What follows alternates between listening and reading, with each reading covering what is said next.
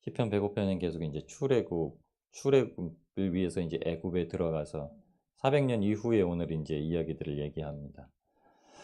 여러분 출애굽 기사를 보실 때 오늘 이제 출애굽에 나타났던 애굽에 내려졌던 10가지 재앙 중에 8가지를 이야기하고 있는데 순서상의 배열은 하지 않습니다. 근데 이제 8가지 재앙을 나타내시는 걸 이 시편 기자가 다시 읊조리면서 마지막 말씀을 뭐라고 하시냐면 첫 번째 말씀과 24절 말씀과 45절 말씀을 연결하여 보시면 여호와께서 자기의 백성을 크게 번성하게 하사 그의 대적들보다 강하게 하시고 그들이 그의 율례를 지키고 그의 율법을 따르게 하려 하심이로다. 할렐루야. 아멘. 이렇게 하셨습니다. 출애굽기 2장에 보시면 이스라엘 백성들이 애굽 땅에서 이제 400년이 시간이 지나서 번성하기 시작하는데 생육하고 번성하여 그들이 매우 강하였다. 이 말을 2번이나 출애굽기 서두에 이렇게 기록을 합니다. 2명의 산파를 통해서 계속 아이들이 이제 생육하게 되는 사건을 통해서 이 말씀을 주십니다. 생육하고 번성하고 다스리라는 명령을 주셨잖아요. 이게 불순종으로 깨어졌잖아요. 근데 그 불순종으로 깨어진 거를 애굽에 들어가서 출애굽을 하시기 전에 하나님께서 다시 허락하시는데 생육하고 번성하고 다스리지는 못하지만 하나님의 다스리심을 온전하게 받기 위해서 그들이 매우 강하였다. 이렇게 표현을 합니다. 그 강함이 무엇이냐면요. 하나님의 율법과 하나님의 율례를 듣는 것.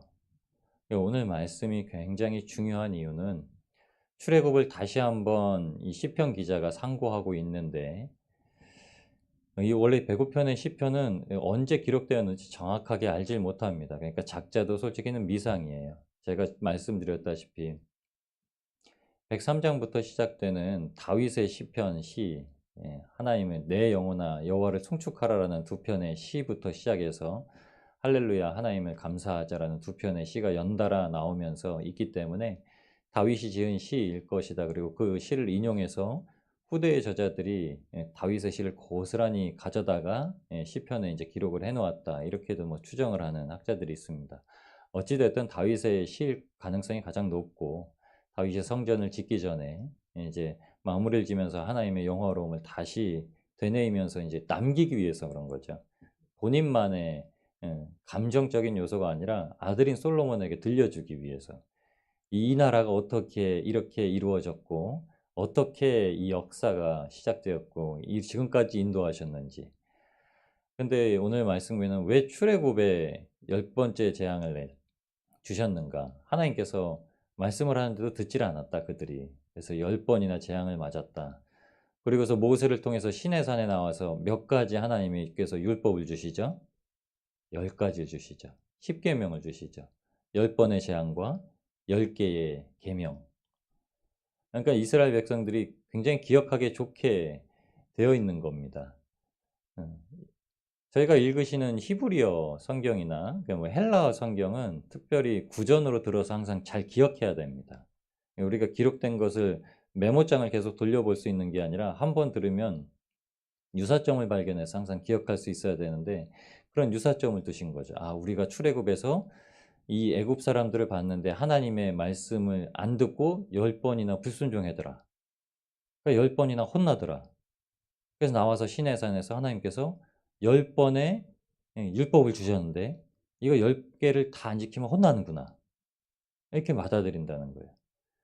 그래서 애굽에서 당했던 재앙에 대해서 다시 한번 이 시편 기자가 얘기를 하는 겁니다. 그러면서 하나님께서 무엇을 허락하셨느냐? 하나님께서 거룩한 말씀과 그종 아브라함에 허락하신 약속, 언약을 기억하시고 400년 4대 만에 그 애굽을 다시 나올 것이라는 말씀이 아브라함에게 주셨던 말씀입니다. 그러니까 네 민족이, 네 후손이 번성할 거다. 애굽에 들어가서 4대 만에 다시 나올 거다. 그리고 가나안 땅으로 다시 돌아올 것이다. 아브라함은 이미 죽었잖아요. 그러니까 아브라함이 그 약속을 가지고 소망을 품고 뭐 이런 게 아니라 살아계신 하나님이야. 산자의 하나님. 아브라함이 지금 하나님 곁에서 이제 그 일하심을 온전히 보는 거. 아브라함과 이삭과 야곱의 하나님이. 그 일들을 볼 때에 그 백성이 즐겁게 나오게 하시고 그 택한 자가 노래하며 나오게 하시고 소유로 삼게 하신다고 그랬는데 어떻게 하신다고 그러셨죠? 그들이 짓지 아니한 성읍에 거하고 그들이 수고하지 아니한 과실을 따먹는 일들을 첫 번째로 허락하신다고 하셨죠. 그래서 그것을 가지고 하나님의 말씀이 어떻게 성취되는가 이것을 보고 기뻐하게 되는 것들을 이 시편 105편 말미에 기록하는 겁니다. 제가 어제 그 감사를 드렸습니다. 제가 이제 불임인 거를 안 지가 16년입니다. 그리고서 벼라가 왔어요. 근데 갑자기 그 생각이 든 거예요. 16년 동안의 일, 16년 동안 아이를 가져보려고도 하고 또 아이를 입양해 보려고도 하고 그냥 밖에서 열심히 일했으면 그래도 입양의 기회라도 있었을 텐데 하나님이 사역자로 세워놓으시니까 돈이 없다고 입양을 안 시켜줘요. 애도 못 키워줘요. 돈 없으면. 근데 어떻게 위탁도 뭐 생각을 못 했는데 이렇게 하셔서 하나님께서 자녀를 통해서 이제 가정의 울타리를 새롭게 허락하셨는데 그 과정이 그냥 갑자기 단독적으로 이 사건이 벌어진 게 아니라 하나님께서 16년이라는 기간 동안 제 마음을 알고 계셨다는 거죠. 저와 여러분이 겪고 있는 모든 상황 그리고 하나님 앞에 구하고 있는 모든 일들에 대해서 그게 그 기한이 어찌 되었든 하나님께서는 그 약속을 기억하고 계시다는 거죠. 그래서 반드시 그 약속이 성취되어질 때에 그 약속이 성취되어졌을 때 그 일을 어떻게 받아들일 수 있느냐라는 것을 하나님께서 알려주시는데 택한 자에게는 그러면 지금까지 그것을 위해서 내가 생각하고 묵상하고 또 계획했던 것대로 어떻게 해야 되는가라는 거를 다 무너지고 한 가지만 생각이 납니다. 하나님의 은혜다. 그럼 그 하나님의 은혜를 하나님께서 가장 기뻐하시는 편으로 돌려드려야 된다. 제가 지금 애 키우는데 이틀이 지나자마자 이제 깨달은 마음이었습니다. 벌써 62일이나 됐습니다. 이스라엘 백성들이 400년 동안 애굽에 살면서 애굽이랑 동화되어서 살았습니다. 그러니까 애굽에서 종노릇하면서 사는데도 불구하고 거기서 그냥 고기를 먹으니까 그나마 견딜 수 있었고 거기서 부추도 먹고 마늘도 먹으니까 그나마 견딜 수 있었는데 그래도 그 일들이 너무 힘들어서 이제 하나님 앞에 부르짖을 때가 되었는데 그 부르짖음을 누가 허락하셨냐? 하나님이 갑자기 애굽 사람들의 마음을 강팍하게 만드셔서 그 이스라엘 백성들이 종이었지만 그냥 친절하게 지내던 애굽 사람들의 마음을 갑자기 하나님께서 바꾸신 겁니다. 저와 여러분이 마주하고 있는 사람들의 마음이 아우 정말 못됐다 왜 그러냐고요? 하나님께서 허락하신 거예요. 그러면 그 사람들의 마음이 단순히 못됐다라고 해야 될지 아니면 하나님 못되셨다라고 해야 될지 어떻게 해야 됩니까? 왜 그렇다고 하셨죠? 이스라엘 백성들을 출애굽시키시기 위해서 그러셨다고 하셨죠. 저와 여러분을 이 땅 가운데 우리가 안 믿는 자들과 친숙할 수 없다. 그리고 안 믿는 자들에게 기댈 수 없다. 안 믿는 자들이 넘볼 수 없다. 세 가지를 알게 하시기 위해서 하나님께서 허락을 하시는 겁니다. 어제도 요셉을 통하여서 하나님께서 이 땅 가운데 저희에게 세 가지를 위임하셨는데 첫 번째는 이 땅에 있는 모든 소유, 물질에 대해서 그리고 두 번째는 죄인들, 영혼들에 대해서 그리고 세 번째가 하나님의 나라. 이 세 가지를 소유로 우리에게 주셨다고 하셨는데 오늘도 마찬가지입니다. 이스라엘 백성들에게 그러면 무엇이냐? 우리에게 주신 그 위임하신 것이 그 세 가지가 어느 것으로 나오냐? 오직 하나님의 말씀, 그 율례와 율법에 순종하는 것. 근데 40년의 광야를 왜 허락하셨다고 성경에 기록하셨냐면요. 그들이 내게 순종하는가 아니하는가 여부를 알려 하심이라 이렇게 하나님께서 말씀하십니다. 재앙을 겪고 우리는 재앙을 겪지 않았어.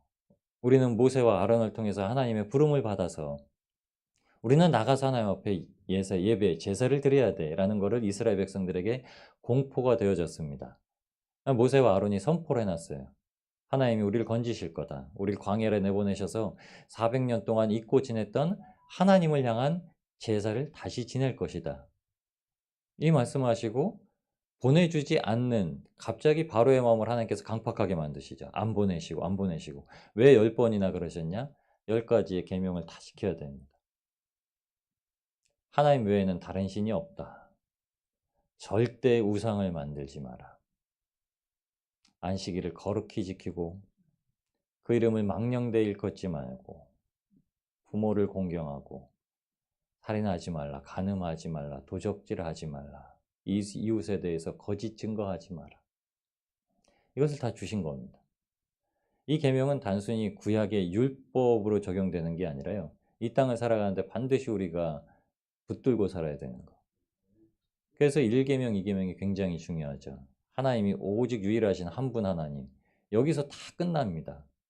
우리가 세상 가운데 이해하고 있는 종교에 대한 게 1계명, 2계명에서 다 끝납니다. 무익한 건, 아무것도 아닌 것. 그래서 우리는 종교에 대해서 영적 싸움을 하는 게 아니라요. 종교 뒤에 서서 그 권세 노릇을 하려고 하는 사탄과 영적 싸움을 하는 거죠. 불교가 아무것도 아니라는 거예요. 이슬람이 아무것도 아니라는 거예요. 근데 우리는 종교 싸움을 해요. 우리가 복음에 살지 않고 율법에 살면 종교 싸움을 합니다. 근데 복음에 살면 영적 싸움을 하는 거예요. 이스라엘 백성들에게 하나님께서 요구하셨던 건 영적 싸움입니다. 순종해라. 그러니까 가나안 땅, 약속한 가나안 땅에 들어가면 너희가 이 애굽에서 그들이 섬기는 모든 신으로 말미암아 재앙을 불러일으켰던 것 같이 가나안 땅에서 똑같이 하면은 또다시 그들이 섬기는 신으로서 재앙을 임하게 할 것이다 라고 약속을 하신 거예요. 그럼에도 불구하고 신명기 말씀, 신명기 32장 17절 말씀에 너희가 내게 제사하지 아니하고 너희가 귀신에게 제사했다라는 말씀을 하나님께서 이스라엘 백성들에게 하십니다. 결국은 하나님께서 솔로몬을 통해서 이스라엘이 성전을 지은 하나님의 나라가 온전하게 되었을 때도 불구하고 나라가 갈라졌을 때 뭘 하냐면요. 베델과 단에다가 북이스라엘이 두 개의 다른 제단을 쌓는 일이 벌어지게 됩니다. 그리고 금송아지를 세워놓는 아주 불충한 일을 이제 범하기 시작합니다. 하나님께서 택하시고 빛으로 부르신 자들, 그들이 아니면요. 또 이렇게 돌아갈 수밖에 없게 된다라는 거 시편에 이 시편 기자가 강조하는 겁니다. 여러분, 하나님께서 저희를 어떻게 하셨죠? 우리는 택하신 족속이요. 왕 같은 제사장이 거룩한 나라라 부름받았습니다. 제사를 주관하는 건 제사장이죠. 그래서 저희는 다 제사장이고 다시 오실 예수님은 대제사장이고 저희는 다 목자고 다시 오실 예수님은 대목자장이 되셨다 말씀하시고 있죠. 저희가 이 땅 가운데 정말 사수해야 될 한 가지는 말씀입니다. 말씀대로 살아가는 것. 말씀이 그렇게 하라 하셨다면 그렇게 할 수 있는 것. 그래서 믿음이 적은 자들아, 때로는 복음서에 믿음이 없는 자들아 이렇게 한 게 주여 주여 우리가 죽게 되었나이다 라는 말에 예수님께서 보이신 반응입니다. 주님께서 항상 함께 하신다는 사실을 알매도 불구하고 어찌 죽겠다 말하느냐 라고 말씀하신 거죠. 하나님은 반드시 우리를 생육하고 번성하고 이제는 예수 그리스도의 십자가가 섰기 때문에요. 매우 강한 게 아니라 다스리게 하신 겁니다. 통치권의 회복이 이루어진 겁니다. 여러분, 그래서 예수 그리스도의 이름으로 결박할 수 있는 거예요. 귀신은요, 예수 그리스도의 이름으로 결박할 수 있는 거예요. 진리를 알면요, 예수 그리스도의 이름으로 귀신아 떠나가라 이 말을 고함을 치지 않아도 된다는 겁니다. 제가 다시 한번 만나서 믿음을 하나님 앞에 보여봐야 되는데 귀신 들린 자를 아직 못 만나. 안 만났으면 좋겠습니다. 귀신이 문제가 아니라 말씀이 문제거든요. 시편 기자의 가장 귀한 말씀은 우린 절대 이 땅에서 수고하지 아니하고 하나님의 공로로 말미암아 은혜를 입는다. 우리를 건져내신 것도 하나님의 공로요. 우리가 아무것도 수고하지 아니한 땅에 들어가서 그 모든 것을 누리게 하시는 것도 하나님의 공로요. 우리가 이 땅 가운데서 하나님 앞에 온전하게 드릴 수 있는 것은 하나님께서 우리에게 생명으로 주신 말씀만을 붙들고 살아가는 것이다. 이렇게 오늘 말씀해 주십니다. 여러분, 오늘도 하나님의 말씀을 붙들고 계실 때 우리를 생육하고 번성하게 하시는 줄 믿습니다.